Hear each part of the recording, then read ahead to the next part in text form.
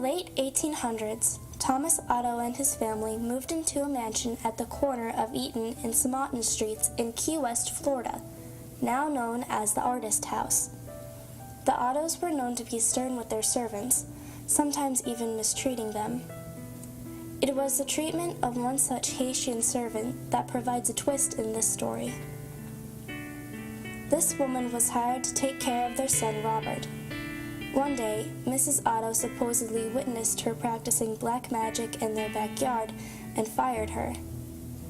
Before she left, the woman gave Robert a lifelike doll which stood 3 feet tall, had buttons for eyes, human hair, believed to be Robert's, and was filled with straw. Dolls that resembled children were not unheard of during this time, but this one proved to be special. Robert named the doll after himself and often dressed it in his clothes. Robert the doll became his trustworthy companion. He took it with him on shopping trips into town. The doll had a seat at the dinner table where Robert would sneak bits of food when his parents weren't looking. Robert would even be tucked into bed with the boy at night. Soon, this innocent relationship took on a strange nature. Soon after, Robert chose to be referred to by his middle name, Jean, after being scolded by his mother. He told her that Robert was the doll's name, not his. Jean was often heard in his toy room having conversations with Robert. Jean would say something in his childish manner, and responses could be heard in a much lower voice. Sometimes, Jean would become very agitated, worrying the servants and his mother. She would, on occasion, burst in to find her son cowering in a corner, while Robert sat perched in a chair on the bed glaring at him. This was only the beginning. Household objects would be found thrown across the room. Jean's toys turned up mutilated, and giggling could be heard.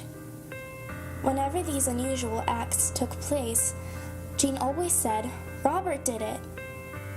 The boy took the punishment, but always insisted that the blame was Robert's. As the mischief grew, more and more servants took their leave as new ones were hired. The Otto's relatives felt it was time to do something. With the recommendation of a great aunt, Jean's parents removed Robert from his care and placed him in a box in the attic. This is where he resided for many years. After the death of his father, Jean was willed his boyhood home. He decided to live in the Victorian mansion with his new wife. Jean had become an artist and felt the house was spacious and would provide a place for him to paint. He went to the attic and dusted off his childhood toy. He became attached to the doll, despite his wife's displeasure. Jean would take the doll along with them everywhere they went. He even sat in his favorite little chair while Jean and his wife slept nearby. The turret room became Robert's domain after Mrs. Otto moved him back to the attic. Their marriage slowly became sour, until Mrs. Otto supposedly went insane and died of unknown reasons. Jean followed soon behind.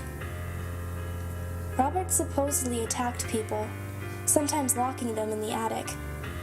People who passed by claimed to hear evil laughter coming from the turret room. For some time, Robert remained in the empty house by himself until a new family purchased the mansion and restored it. The doll was once again moved to the attic. This pleased it as much as the last time. The doll was often found throughout the house.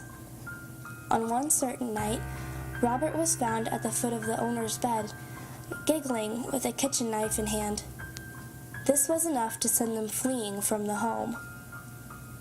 Robert was later moved to the East Martello Museum in Key West, where he sits perched in a glass box.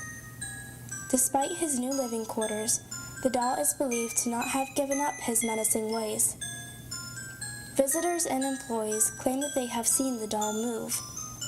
His smile had been known to turn into a scowl. One employee cleaned Robert, turned off all the lights, and left for the night. The next day, he returned to find the lights on, Robert sitting in a different position than the night before, and a fresh layer of dust on his shoes. Some say he'll even curse you.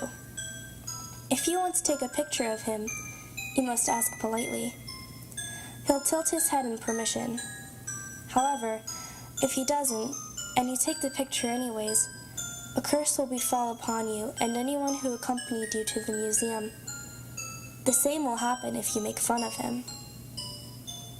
To this day, Robert remains at the East Martello Museum in his sailor suit, clutching a stuffed lion, continuing his menacing ways.